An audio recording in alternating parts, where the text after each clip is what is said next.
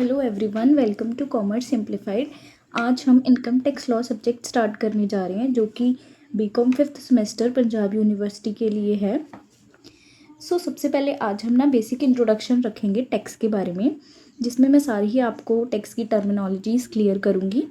Firstly हम understand करते हैं what is tax. Tax are considered to be the cost of living in the society. कि जो tax है ना, ये हमारा सोसाइटी में रहने का खर्चा है। ओके, टाइप ऑफ टैक्सेस, जो हमारे टैक्सेस हैं वो दो तरह के होते हैं। एक होता है डायरेक्ट टैक्सेस और एक होता है इनडायरेक्ट टैक्सेस। जो हमारे डायरेक्ट टैक्सेस होते हैं ये हमारे डायरेक्टली इम्पोज होते हैं हमारी इनकम पे, और इसमें जो बर्डन होता है वो सिर्फ जो पर्सन इनकम अर्न कर रहा है उसी के ऊपर जाता है। और ये जो डायरेक्ट टैक्सेस होते हैं इसमें हम बर्डन किसी और के ऊपर शिफ्ट नहीं कर सकते। फॉर एग्ज़ाम्पल, राम अर्न कर रहा है इनकम, तो राम की इनकम पे ही टैक्स लगेगा। राम की इनकम पे ही टैक्स लगेगा, वो टैक्स शाम की इनकम पे नहीं लग सकता। ओके, तो जैसे हमारा हम जो अभी मैंने आपको बताया कि direct tax directly imposed on the income and welfare of person, burden can not be shifted, कि जो बर्डन है वो शिफ्ट नहीं हो सकता। Indirect tax imposed on the goods and services, कि जो हमारे इनडायरेक्ट टैक्सेस होते हैं, देखिए जैसे जीएसटी हो गया, कस्टम ड्यूटी हो गया। ओके, जो इनडायरेक्ट टैक्सेस होते हैं ना उसमें हम बर्डन शिफ्ट कर देते हैं। फॉर एग्ज़ाम्पल, जैसे कि हमने कोई गुड्स परचेज़ किए, तो जो परचेज़ करेगा वही टैक्स देगा, जीएसटी, मतलब उस स्पेसिफिक प्रोडक्ट के ऊपर जो भी जीएसटी चार्ज हो रही है। ओके, हम आगे कुछ और चीज़ें पढ़ते हैं इनकम टैक्स के बारे में। जो इनकम टैक्स है वो एक डायरेक्ट टैक्स है, most significant source of revenue of the government. ये चीज़ इसलिए बोली गई है क्योंकि जो गवर्नमेंट है वो पैसा कहाँ से कमाती है। जो गवर्नमेंट है उसके लिए सिग्निफिकेंट सोर्स क्या है, जो भी वो टैक्सेस कलेक्ट करते हैं, ठीक है, पीपल से ओवरऑल इंडिया में। फॉर एग्ज़ाम्पल, जैसे हम कहीं घूमने जाते हैं तो वहाँ पे हमारा रास्ते में अलग अलग सिटीज़ में टूल टैक्स हम पे करते हैं। फॉर एग्ज़ाम्पल, अगर हम चंडीगढ़ से दिल्ली जा रहे हैं या फिर दिल्ली से आगे कहीं जा रहे हैं, महाराष्ट्र जा रहे हैं, तो हमारा टैक्सेस हम पे करते हैं। ठीक है, नेक्स्ट पॉइंट आता है हु इज़ लाइबल टू पे टैक्स, की मतलब टैक्स पे करने के लिए लाइबल कौन है। Every person whose taxable income of previous financial year exceeds the minimum taxable limit is liable to pay income tax during the current financial year on the income of the previous financial year. इसका मतलब है हर एक person जिसकी taxable income मतलब उसकी annual income, अगर वो basic exemption limit cross कर जाती है, नॉर्मली हमारी जो बेसिक एग्जाम्पशन लिमिट है वो है 2,50,000। जो हम जो tax income tax return file करते हैं, कैसे हम फाइल करते हैं। फॉर एग्जांपल, अभी हमारा असेसमेंट ईयर 2025 चल रहा है। इस ईयर में हम प्रीवियस ईयर में इनकम अर्न की है उसके लिए हम टैक्स भरते हैं। प्रीवियस हमारा क्या हुआ, फर्स्ट अप्रैल से 31 मार्च 2025 तक, ये हमारा क्या है, प्रीवियस ईयर है। और जिस ईयर में हम असेसमेंट ईयर, कौन सा ईयर होता है हमारा, जिसमें हम अपना टैक्स भरते हैं, इनकम टैक्स रिटर्न फाइल करते हैं। ओके, प्रीवियस ईयर हो गया हमारा 1 अप्रैल 2024 से लेके 31 मार्च 2025 तक। ओके, नेक्स्ट आ गया हमारा कि जो applicable during the current financial year, कि जो हमारा एप्लीकेबल होता है ये करंट फाइनेंशियल ईयर में एप्लीकेबल होता है। ठीक है, ये आगे कुछ इंट्रोडक्शन है, जैसे हम थोड़ा लिख सकते हैं। Income tax was introduce for the first time in 1860 by sir James Wilson in order to meet losses sustain by the government on account of military mutiny of 1857। कि मतलब लॉसेस को सस्टेन करने के लिए जो गवर्नमेंट है उन्होंने income tax को इंट्रोड्यूस किया था, बहुत पहले टाइम की बात है ये। फिर क्या हुआ, 1860, फिर 1980, 1922, 1961, ये क्या आती गई, ये अमेंडमेंट्स आती गई। और अभी जो हमारा इनकम टैक्स एक्ट 1961 ये हमारा फाइनल चल रहा है। Okay, Income Tax Act 1961 is a set of rules and regulation upon which the Income Tax Department levies, administers, collects and recover taxes। जो हमारा इनकम टैक्स एक्ट है 1961, ये क्या है, इसमें रूल्स हैं, रेगुलेशंस हैं, जिसके ऊपर हमारा इनकम टैक्स डिपार्टमेंट पूरा ही वर्क करता है। इनकम टैक्स डिपार्टमेंट क्या देखता है, कैसे टैक्स को लेवी करना है, कैसे कलेक्ट करना है, कैसे रिकवर करना है टैक्सेस को, कैसे एडमिनिस्ट्रेशन करनी है हर चीज़ की। ओके, इट कंटेन्स, जो हमारा इनकम टैक्स एक्ट है इसमें 298 सेक्शंस हैं, 23 चैप्टर्स हैं। ओके, जो हमारा इनकम टैक्स एक्ट है ये एग्जिस्टेंस में कब आया था, 1 अप्रैल 1962 को। ओके, और हमारे स्केड्यूल्स कितने इनकम टैक्स एक्ट में, स्केड्यूल्स हैं 14। ये जस्ट हमारे इंट्रोडक्शन के लिए है, मैं आपको सारा बता रही हूँ, इसे हम ऐड कर सकते हैं। नेक्स्ट है हमारा फीचर्स ऑफ इनकम टैक्स की, जो हमारा इनकम टैक्स है इसमें फीचर्स क्या क्या होती हैं। जो हमारा इनकम टैक्स है डायरेक्ट टैक्स है, मतलब ये किसी भी पर्सन की इनकम पे डायरेक्टली इम्पोज होता है। ओके, नेक्स्ट है हमारा ये सेंट्रल टैक्स, मतलब इसे इम्पोज और रिकवर कौन करता है, गवर्नमेंट करती है एक सेंट्रल लेवल पे। टैक्स ऑन टोटल इनकम, जो हमारा टैक्स है वो टोटल इनकम पे लगता है, तब हम उस इनकम को क्या बोलते हैं, taxable income. Next main important point है progressive tax rates. For example, जैसे जैसे आपकी इनकम बढ़ेगी वैसे वैसे आपके क्या होंगे, टैक्स रेट भी बढ़ते जाएंगे। फॉर एग्जांपल, आप किसी ईयर में 10 लाख कमा रहे थे तो उस पर आपका टैक्स लगा, ऑब्वियसली 10 लाख पे थोड़ा सा कम मतलब लगा होगा। पूरा मैं आगे जाके आपको अगली वीडियोज़ में कैलकुलेशन भी बताऊँगी कि हम टैक्स को कैसे कैलकुलेट करते हैं, ठीक है।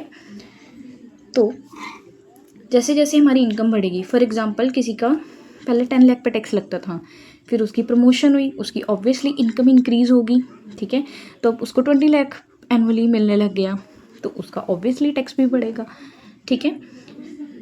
नेक्स्ट हमारा है कि कुछ डिफरेंट रेट्स हैं, जैसे इंडिविजुअल के लिए अलग, HUF के लिए अलग, Hindu undivided family, association of persons, AOP हम इसे बोलते हैं, बॉडी ऑफ इंडिविजुअल।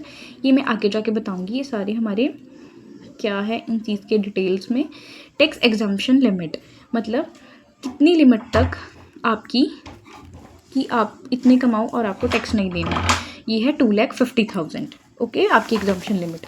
ये जो हमारी है ये अलग अलग केसेस में है।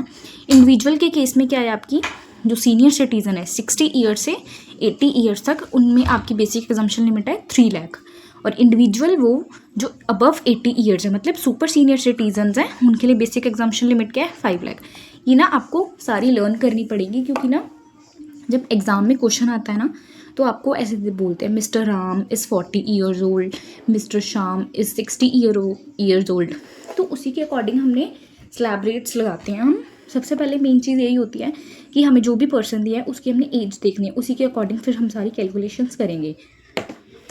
उसके बाद other individual, HUF, AOP, BOI, इनके में हमारा नॉर्मल वही 2,50,000 वाला ही है।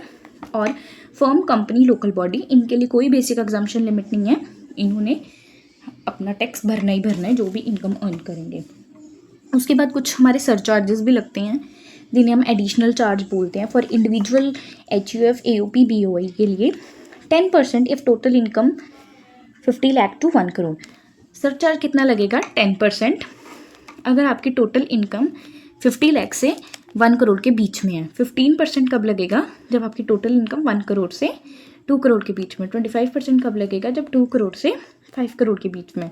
37% कब लगेगा, जब टोटल इनकम एक्सीड कर जाएगी आपकी 5 करोड़ से, ठीक है। ये जस्ट ना सारा आपको मैं आज बेसिक बता रही हूँ, क्योंकि किसी भी सब्जेक्ट को अच्छे से स्टार्ट करने से पहले हमें ना उसका बेस बहुत स्ट्रॉन्ग करना ज़रूरी है, क्योंकि चैप्टर पे जाने से पहले हमें बेसिक टर्म्स अंडरस्टैंड करना बहुत ज़रूरी है, क्योंकि हर एक चैप्टर में ना ये चीज़ें हमारी रिकॉल होंगी। सो फर्स्टली मैं ये चाहती हूँ कि आप ना सबसे पहले अपने बेसिक टर्म्स को एकदम स्ट्रॉन्ग कर लें, फिर ताकि आगे जाके हमें जब हम चैप्टर्स करेंगे, क्वेश्चंस करेंगे, तो आपको ईजी हो।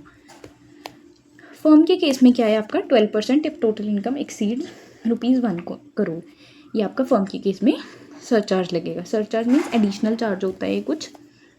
डोमेस्टिक कंपनी का नेक्स्ट है, डोमेस्टिक कंपनी में लगेगा आपका 7% 1 करोड़ से 10 करोड़, जब अगर आपकी कंपनी अर्न कर रही है।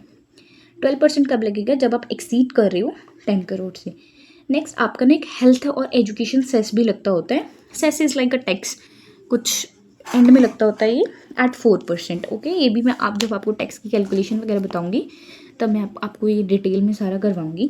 Administration, taxes imposed and recovered by income tax department, it works under CBDT।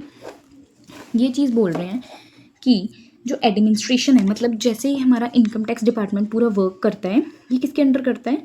CBDT, central board of direct taxes. Okay, next आ गया allocation of amount of income tax, कि जो हमारा एलोकेशन होती है इनकम टैक्स की, ये जो सरकार के पास टैक्स जाता है इसकी एलोकेशन कैसे करते हैं? कुछ हिस्सा सेंट्रल गवर्नमेंट रखती है, कुछ स्टेट को देती है। क्योंकि अब हमारा बेसिक क्वेश्चन ये है कि जैसे कि गवर्नमेंट है, वो जो इनकम टैक्स से उन्हें रेवेन्यू मिलता है, ठीक है, वो इस रेवेन्यू को कैसे यूज़ करते हैं? हमने रोड्स देखी होंगी, ब्रिड्ज देखे होंगे, डैम्स देखे होंगे, तो गवर्नमेंट क्या करती है? गवर्नमेंट के पास पैसा तो यहीं से आना है, हम टैक्स देते हैं, टूल टैक्स देते हैं, GST देते हैं, जो गवर्नमेंट होती है बहुत सारे टैक्सेस लेवीट करती है हर एक चीज़ पे, तो गवर्नमेंट के लिए तो सिग्निफिकेंट सोर्स यही है टैक्सेस। तो इसलिए जो एलोकेशन होती है हमारे टैक्सेस की, वो सेंट्रल लेवल पे भी होती है और स्टेट गवर्नमेंट पे भी होती है, क्योंकि हर स्टेट में भी हर चीज़ होनी ज़रूरी है, तभी स्टेट गवर्नमेंट्स जो हैं आपस में ये डिस्ट्रीब्यूट कर लेते हैं इनकम टैक्स की मनी को, जैसे भी होता होगा इक्वली या किसी भी बेसिस पे, ठीक है। आज हमने ये पढ़ा है, कुछ बेसिक्स टर्म्स मैंने आपको बताई हैं जो बहुत ही इम्पॉर्टेंट हैं as point of view exam, ठीक है। इनको पढ़ने से पहले, इनको ही हमें हमेशा सबसे पहले प्रेफरेंस देनी है, क्योंकि किसी भी चीज़ को या किसी भी सब्जेक्ट को पढ़ने से पहले ना हमें उसका बेस स्ट्रॉन्ग करना बहुत ज़रूरी है। सो हम नेक्स्ट करेंगे नेक्स्ट वीडियो में basic principle for charging income tax, कि क्या बेसिक प्रिंसिपल्स हैं इनकम टैक्स को चार्ज करने के लिए। ओके, आई होप आपको वीडियो समझ आई होगी। अगर आपको कोई भी डाउट है तो आप कमेंट सेक्शन में कमेंट करिए, और अगर आपको नोट्स चाहिए तो नीचे प्लीज़ कमेंट करिए, तो मैं आपको नोट्स प्रोवाइड कर दूँगी। Okay, thank you for watching this video. Like करिए, कमेंट करिए और शेयर करिए और सब्सक्राइब करिए ऐसे ही वीडियोज़ के लिए। आई होप कि आपको वीडियो देखकर अच्छा लगा होगा, और मैं इस चैनल पे सारे ही BCom की सारे सब्जेक्ट्स की तैयारी करवाऊँगी, क्योंकि एग्ज़ाम्स नियर हैं। ओके, मोस्टली जहाँ तक मुझे लगता है इनकम टैक्स लॉ थोड़ा सा डिफ़िकल्ट है, बट ट्रस्ट मी, मैं आपको इस सब्जेक्ट से बहुत ही अच्छे से इस सब्जेक्ट को करवाऊँगी। अगर आपका मुझे रिस्पॉन्स अच्छा मिले तो मैं रेगुलर वीडियोस डालती रहूँगी, और आप प्लीज़ मेरा साथ दीजिए और वीडियो को लाइक करिए, कमेंट करिए और शेयर करिए। Thank you.